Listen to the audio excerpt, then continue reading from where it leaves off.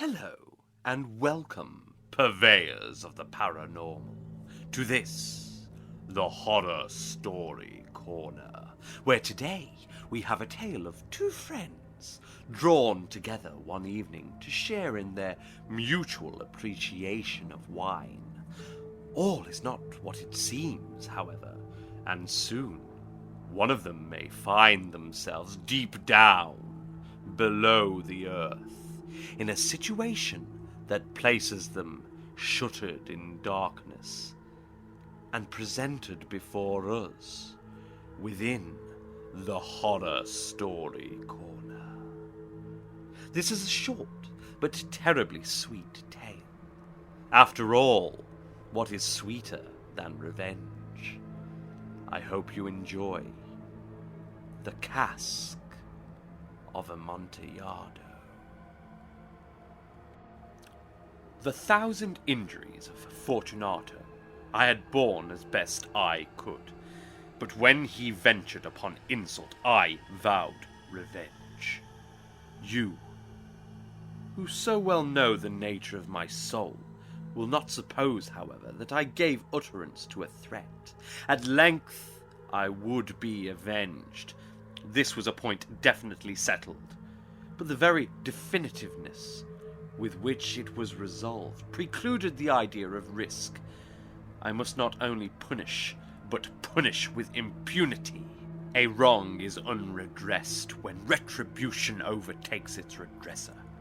It is equally unredressed when the avenger fails to make himself felt as such to him who has done the wrong. It must be understood that neither by word nor deed I had given Fortunato cause to doubt my goodwill. I continued, as was my wont, to smile in his face, and he did not perceive that my smile now was at the thought of his immolation. He had a weak point, this Fortunato, although in other regards he was a man to be respected and even feared. He prided himself on his connoisseurship in wine. Few Italians have the true virtuoso spirit. For the most part, their enthusiasm is adopted to suit the time and opportunity, to practice imposture upon the British and Austrian millionaires. In painting and gemmery, Fortunato, like his countrymen, was a quack. But in the matter of old wines, he was sincere. In this respect, I did not differ from him materially. I was skillful in the Italian vintages myself, and bought largely whenever I could. It was about dusk one evening during the supreme madness of the carnival season that I encountered my friend. He accosted me with excessive warmth, for he had been drinking much. The man wore motley. He had on a tight-fitting, party-striped dress, and his head was surmounted by the conical cap and bells. I was so pleased to see him that I thought I should never have done wringing his hand. I said to him, "My dear Fortunato, you are luckily met. How remarkably well you are looking today. But I have received a pipe of what passes for Amontillado, and I have my doubts." "How?" said he. "Amontillado? A pipe? Impossible. And in the middle of the carnival?" "I have my doubts," I replied, "and I was silly enough to pay the full Amontillado price without consulting you in the matter. You were not to be found, and I was fearful of losing a bargain." "Amontillado? I have my doubts. Amontillado! And I must satisfy them. Amontillado! As you are engaged, I am on my way to Lucchesi. If anyone has a critical turn, it is he. He will tell me." "Lucchesi cannot tell Amontillado from sherry!" "And yet some fools will have it that his taste is a match for your own. Come, Let us go. Whither? To your vaults. My friend, no. I will not impose upon your good nature. I perceive you have an engagement. Lucchesi, I have no engagement. Come. My friend, no. It is not the engagement, but the severe cold with which I perceive you are afflicted. The vaults are insufferably damp. They are encrusted with nitre. Let us go nevertheless. The cold is merely nothing. Amontillado! You have been imposed upon. And as for Lucchesi, he cannot distinguish sherry from Amontillado. Thus speaking, Fortunato possessed himself of my arm, putting on a mask of black silk and drawing a roquelaure closely about my person. I suffered him to hurry me to my palazzo. There were no attendants at home. They had absconded to make merry in honour of the time. I had told them that I should not return until morning, and had given them explicit orders not to stir from the house. These orders were sufficient, I well knew, to ensure their immediate disappearance, one and all, as soon as my back was turned. I took from their sconces 2 flambeaux, and giving one to Fortunato, bowed him through several suites of rooms to the archway that led into the vaults. I passed down a long and winding staircase, requesting him to be cautious as he followed. We came at length to the foot of the descent, and stood together on the damp ground of the catacombs of the Montresors. The gait of my friend was unsteady, and the bells upon his cap jingled as he strode. "The pipe," said he. "It is farther on," said I. "But observe the white web-work which gleams from these cavern walls." He turned towards me, and looked into my eyes with 2 flimsy orbs that distilled the rheum of intoxication. "Nitre?" he asked at length. "Nitre," I replied. "How long have you had that cough?"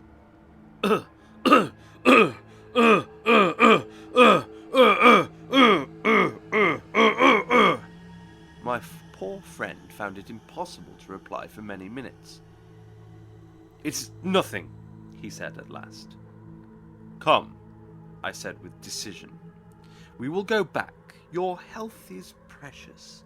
You are rich, respected, admired, beloved.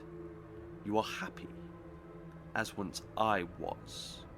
You are a man to be missed. For me it is no matter. We will go back. You will be ill, and I cannot be responsible.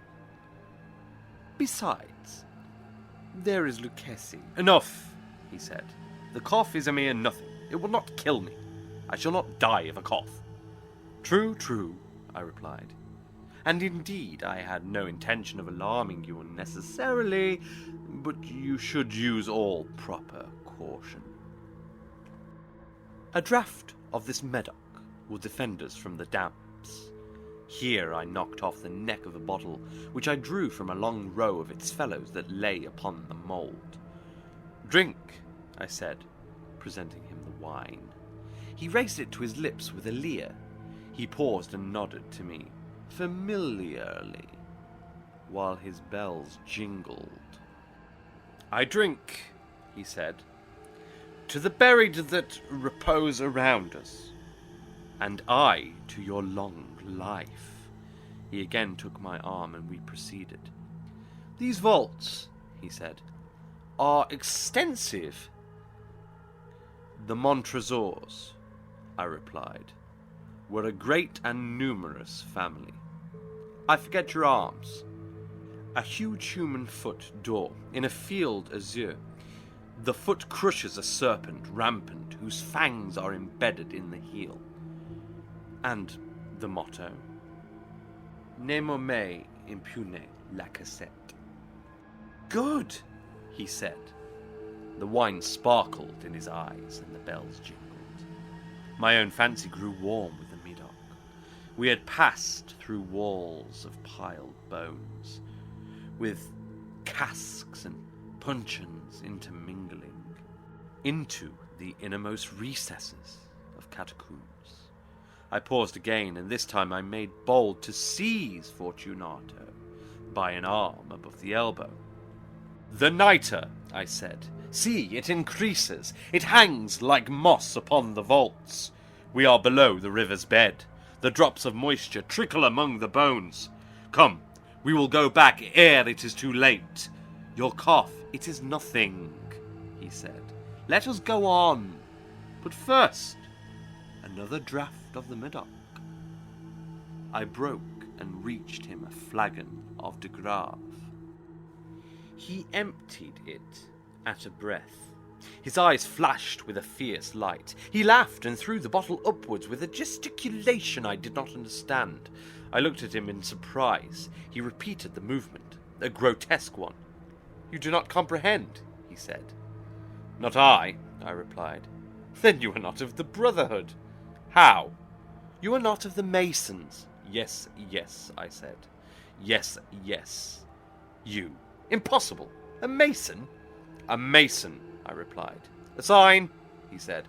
"A sign." "It is this," I answered, producing a trowel from beneath the folds of my roquelaure. "You jest," he exclaimed, recoiling a few paces. "But let us proceed to the Amontillado." "Be it so," I said, replacing the tool beneath the cloak and again offering him my arm. He leaned upon it heavily. We continued our route in search of the Amontillado.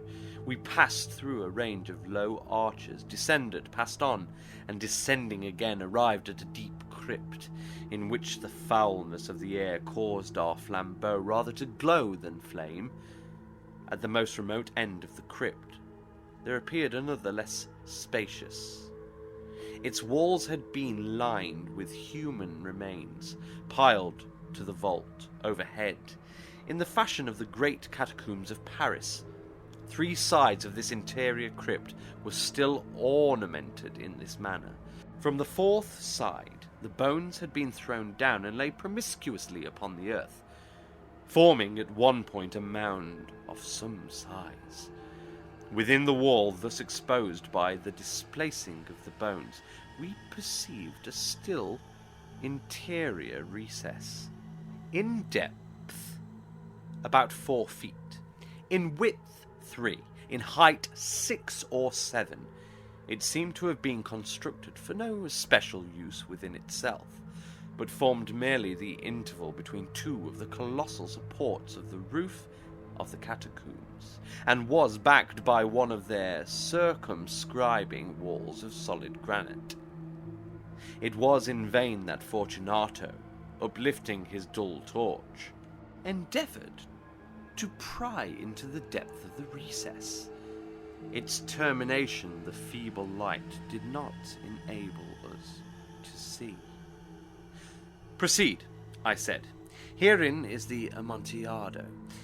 As for Lucchesi, he is an ignoramus," interrupted my friend, as he stepped unsteadily forward, while I followed immediately at his heels.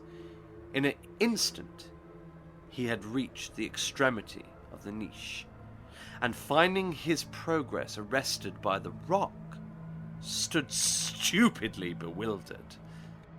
A moment more, and I had fettered him to the granite. In its surface were 2 iron staples, distant from each other about 2 feet horizontally. From one of these depended a short chain, from the other a padlock. Throwing the links about his waist, it was but the work of a few seconds to secure it. He was too much astounded to resist. Withdrawing the key, I stepped back from the recess. "Pass your hand," I said, "over the wall. You cannot help feeling the nitre. Indeed, it is very damp. Once more let me implore you to return. No? Then I must positively leave you. But I must first render you all the little attentions in my power." "The Amontillado!" ejaculated my friend, not yet recovered from his astonishment. "True," I replied, "the Amontillado." As I said these words, I busied myself among the pile of bones of which I have spoken before. Throwing them aside, I soon uncovered a quantity of building stone and mortar. With these materials, and with the aid of my trowel, I began vigorously to wall up the entrance of the niche. I had scarcely laid the first tier of masonry when I discovered that the intoxication of Fortunato had in a great measure worn off. The earliest indication I had of this was a low moaning cry from the depths of the recess. It was not the cry of a drunken man. There was then a long and obstinate silence. I laid the second tier, and the third, and the fourth, and then I heard the furious vibrations of the chain. The noise lasted for several minutes, during which, that I might hearken to it with the more satisfaction, I ceased my labours and sat down upon the bones. When at last the clanking subsided, I resumed the trowel, and finished without interruption the 5th, the 6th, and the 7th tier. The wall was now nearly upon a level with my breast. I again paused, and holding the flambeau over the masonwork, threw a few feeble rays upon the figure within.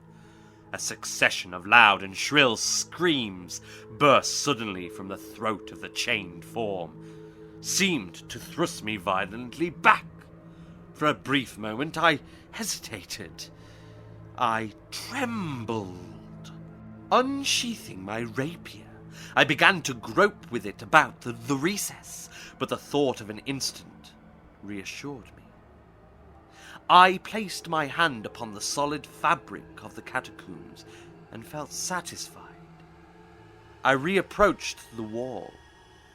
I replied to the yells of him who clamoured.